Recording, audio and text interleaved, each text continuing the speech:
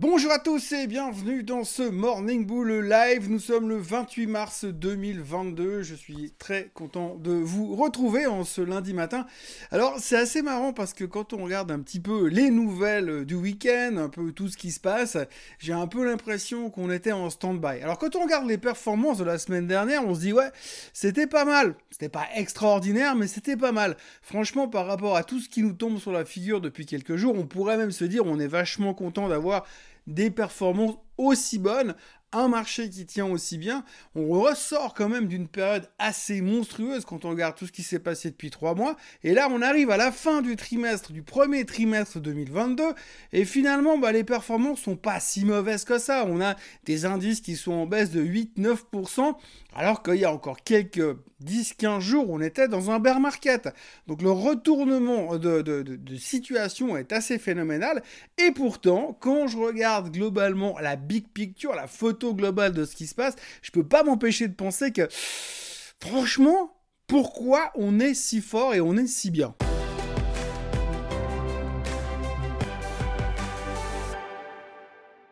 Alors l'économie va bien, l'économie est en forme, l'économie se passe super bien, visiblement on a eu quelques chiffres économiques aux États-Unis la semaine dernière qui laissent supposer que tout va bien, que l'emploi est en forme, on n'a jamais eu aussi peu de chômage aux États-Unis.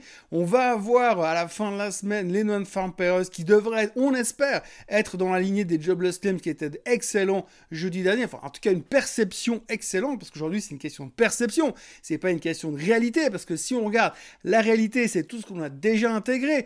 Pourquoi ? Parce qu'aujourd'hui, finalement, si on prend les choses les unes après les autres, on a des taux qui montent, qui vont pas arrêter de monter. La semaine dernière, on a eu que des mecs de la Fed qui sont venus nous dire « Attention, on va monter les taux, mais plus fort que prévu. » Donc on avait un plan de marge de 0,25 en 0,25. On est déjà quasiment certain qu'au mois de mai, lors du prochain meeting de la Fed, ce sera 0,50. Donc on va avoir des taux qui vont monter vite, plus vite qu'attendu visiblement pour l'instant, puisqu'ils changent d'avis à peu près tous les 3 jours à la Fed. On a une inflation qui pour l'instant elle est carrément hors de contrôle, à un point que le terme hors de contrôle prend un sens différent aujourd'hui. Quand vous regardez où on est l'inflation et que vous regardez les chiffres et la valeur des matières premières aujourd'hui, de toutes les matières premières, vous vous dites que de toute façon pour l'instant, avant qu'elle baisse l'inflation, je ne sais pas comment ils vont faire, mais ça ne va pas se régler en 15 jours. Vous avez à côté de ça, les matières premières qui s'envolent dans tous les sens. Vous rajoutez là-dessus la guerre en Ukraine, les déclarations des uns et des autres qui commencent à être d'un côté plutôt pas mal, puisqu'on a Zelensky qui est en train de montrer patte blanche pour essayer de trouver une solution, tout en accusant l'Occident d'être des méchants, d'être des lâches, parce qu'ils ne fournissent pas assez en armes, en tanks, en avions et en missiles. Et de l'autre côté, vous avez Biden qui fait des discours qui sont borderline. Alors, je dis pas borderline dans la réalité, mais dans l'aspect politique et diplomatique. L'autre qui va se permettre de dire dans un discours qu'il serait mieux que Vladimir Poutine soit retiré du pouvoir, c'est une agression verbale diplomatique qu'on ne peut pas tolérer. Ok. Poutine le mérite largement, mais la manière dont elle est tournée en tant que président des États-Unis, on ne peut pas se permettre d'avoir ce genre de choses. D'ailleurs, la Maison-Blanche a réagi directement derrière pour dire « Oui, non, mais c'est pas du tout ça qu'il voulait dire ». Même lui, il savait pas ce qu'il voulait dire de toute manière. On connaît Biden, il est complètement à côté de la plaque depuis bien longtemps. Mais surtout, ce qu'il faut retenir finalement, c'est qu'aujourd'hui, on a quand même une montagne, excusez-moi du terme, mais d'emmerdes potentielles qui nous attendent au coin du virage. Et puis à côté de ça, nous, tout a l'air d'aller pour le mieux dans le meilleur des mondes. Je vous passe les détails encore du Covid, puisque aujourd'hui, on apprend quand même que Shanghai est confiné. 26 millions de personnes qui sont bloquées à la maison pendant 9 jours, en espérant que les choses vont se calmer. Alors on se dit, oui, mais bon, c'est pas grave, c'est en Chine. Oui, c'est vrai, c'est pas grave. La dernière fois qu'on a dit c'est pas grave, c'est en Chine. 15 jours après, on était confinés en Europe. Donc, globalement, on peut quand même s'inquiéter de ce côté-là. Maintenant, la bonne nouvelle, c'est que visiblement, le Covid, tout le monde s'en fout et tout le monde est serein par rapport à la maîtrise de la chose. C'est plus pandémique, c'est endémique. Enfin bon, on va pas se lancer dans les terminologies de pandémie.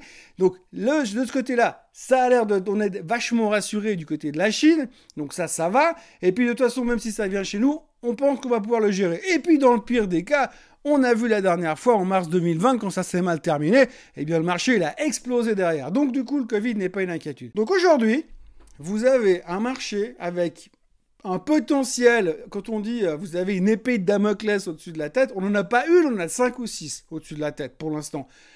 Mais tant qu'elle tombe pas, eh bien on a l'impression que les gens sont hyper sereins et qu'on peut continuer à avancer sans aucun autre problème. Alors ça peut être assez choquant parce qu'on se dit finalement quand on voit tout ça et le risque potentiel, eh bien ça pourrait être inquiétant pour le marché. Mais en fait pour le marché, pour l'instant, on a l'impression que le monde merveilleux de la finance est en train de se dire tout simplement, bah tant que ça va bien, eh ben on va dire que ça va bien. Puis si jamais il y a un truc qui nous pète à la figure, eh bien on fera ce qu'il faut à ce moment-là. Donc le problème c'est qu'aujourd'hui on est en train d'essayer d'oublier une certaine partie de ce qui se passe à côté, et puis on continue à avancer gentiment sans trop se poser de questions.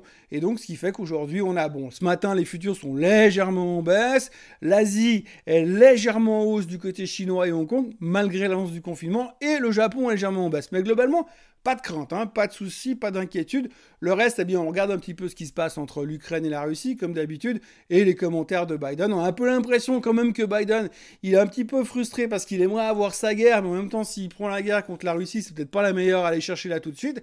Mais en dehors de ça, pour l'instant, c'est relativement calme, et tant que Poutine ne propose pas un combat de catch dans la boue à Joe Biden, eh bien, on est plutôt tranquille de ce côté-là, et les marchés ont l'air relativement serein. C'est pas parce qu'on est serein qu'on se concentre sur plein de choses hyper intéressantes, parce que globalement on est toujours un petit peu dans nos histoires de qu'est-ce qu'on va faire, où on va, comment, mais les marchés sont relativement constructifs. Il y a 2-3 petites choses qui sortent. Alors moi j'ai trouvé peu de nouvelles au niveau des titres individuels ce matin, mais par contre, il y en a une qui m'a fait beaucoup rigoler quand même. Hein. C'est un analyste qui a fait un article assez fouillé sur Tesla en disant clairement que Tesla était le titre le plus survendu qu'il ait jamais vu. Alors je comprends pas parce que moi quand on me dit survendu, ça veut dire que le titre il a subi des pressions vendeuses depuis un bon moment. Là Tesla elle est pas loin du plus haut de tous les temps. Elle a rebondi 35% depuis le 15 mars, sachant que là-dedans il y avait encore 4 jours de week-end au total, 2 week-ends en même temps. Donc 35% de rebond, elle est passée de 750 $ à plus de 1000 $ aujourd'hui, et le gars il vient nous dire que là elle est survendue. Alors je sais pas, moi il me manquait peut-être des cours de technique financière, mais j'ai pas compris le sens de sa phraséologie. Néanmoins, ça veut dire selon lui que le titre fallait bien sûr beaucoup plus haut, et le titre pourrait continuer à monter. Bon, par contre, ils ont quand même annoncé que dans le cadre du confinement en Chine, eh bien l'usine Tesla, la Gigafactory en Chine, était également fermée et confinée ces prochains temps. Alors on verra comment ça va réagir, mais a priori c'est pas très important. De toute façon, on sait que Tesla ils vont vendre des millions de voitures dans les années qui viennent. Donc de toute façon, si ça freine un petit peu la croissance, ça va rien changer du tout sur le long terme, parce que oui, depuis quelques jours, on est des investisseurs long terme. Le baril de pétrole est en baisse de 3% ce matin. La raison principale qu'on entend à droite, à gauche, non, c'est pas la fin du Grand Prix de Formule 1 de Jeddah hier, c'est simplement le fait que comme les Chinois sont confinés, eh bien on fait un calcul assez simple. Si vous confinez 26 millions de personnes, plus les autres villes qui sont fermées en Chine, ils vont forcément importer moins de pétrole. S'ils importent moins de pétrole, ça fait baisser la demande, et si la demande baisse, eh bien forcément le prix baisse aussi. Donc du coup, ce matin, le pétrole est toujours un petit peu en baisse, autour des 110 $ et des poussières. Bon, 110 $, c'est toujours au-dessus de 100, et je rappelle quand même qu'au-dessus de 100, ça reste quand même un risque de récession sur le baril. Ce matin, on parle beaucoup de l'inversion de la courbe des taux. Alors oui, je vais vous prendre la tête avec ça ces prochains temps, je vous avais promis, hein. Ce matin, le 2 ans est à 2,37 et le 10 ans est à 2,53, ça fait 16 points de spread, ce qui veut dire qu'on se rapproche quand même d'une inversion. Alors par contre, ce qui est assez intéressant, c'est que si vous allez chercher un petit peu dans les médias, vous verrez que tout le monde est en train de commencer à aborder le sujet. Vous avez les deux camps, hein, les gens qui disent que c'est très négatif, d'autres qui disent que c'est très positif. Et puis finalement, eh bien l'intérêt, c'est que certains vont commencer à regarder la courbe du 10 ans avec celle du 3 mois, et puis ils vont croiser tout ça, parce qu'il y a forcément quelque part une courbe qui va s'inverser. La dernière fois qu'on a eu ce genre de mouvement, on regardait le 10 ans et le 2 ans, puis une fois que le 10 ans et le 2 ans a croisé, puis qu'on s'est habitué à la chose, on était chercher le 9 mois et le 3 mois. Donc on verra comment on va faire plus tard, mais néanmoins, ça commence à buzzer toujours un petit peu de plus en plus sur ce sujet-là. Et puis on termine la journée avec le Bitcoin. Alors je vais pas vous dire, je vous l'avais dit, mais le Bitcoin a cassé son triangle latéral et il est en train de partir. Donc là il est déjà bien parti, puisqu'en cassant les 43 000 la semaine dernière, aujourd'hui la crypto-monnaie s'est ouverte à la direction. Ce matin le Bitcoin est à 47 000. Donc non, je vais pas dire que je l'avais dit, parce que c'est mauvais et c'est pas gentil de dire ce genre de choses, mais néanmoins il y a eu un signal qui s'est déclenché et ça a fonctionné un petit peu plus tôt que ce que j'attendais. Mais globalement les cryptos sont repartis à la hausse et tout d'un coup tout est dans le vert. Alors encore quelques jours comme ça et tout le monde va de nouveau trouver ça super cool. Voilà, en gros ce qu'il faut retenir aujourd'hui, c'est qu'on est revenu dans un espèce de nouveau normal, une espèce de normalité bizarre, avec des épées de Damoclès au-dessus de la tête un peu partout. Il faut quand même garder ça à l'esprit. Pour l'instant, les marchés sont relativement bien disposés. On a bien renversé la tendance.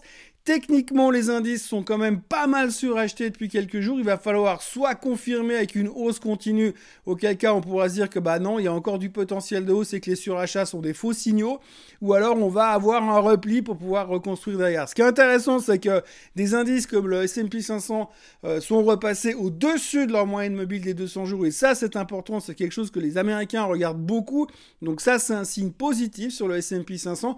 Le Nasdaq n'y est pas encore, mais le SOX, le semi-conductor index, a fait un reversal absolument phénoménal la semaine dernière pour réussir à revenir au-dessus de cette moyenne mobile des 200 jours. Donc là, on voit qu'il y a de nouveau un gros engouement sur la tech. Donc voilà ce qu'on pouvait dire aujourd'hui, ce qu'il y avait à raconter. Pour l'instant, c'est calme. On va suivre ça attentivement, step by step. Cette semaine, c'est une grosse semaine de chiffres économiques. Il y aura le GDP américain cette semaine. Et il y aura aussi surtout, les chiffres de l'emploi. Ce vendredi, 1er avril, à 14h30, on attend 475 000 créations d'emplois plus le taux de chômage. Mais comme de toute façon l'économie est au top de sa forme, eh bien ça devrait relativement bien se passer, mais ce sera quand même un des gros sujets de la semaine. D'ici là, je vous encourage à vous abonner à la chaîne Suisse Côte Suisse. N'oubliez pas de liker cette vidéo et de revenir me voir demain matin au même endroit et à la même heure. Très bonne journée à tous. Bye bye.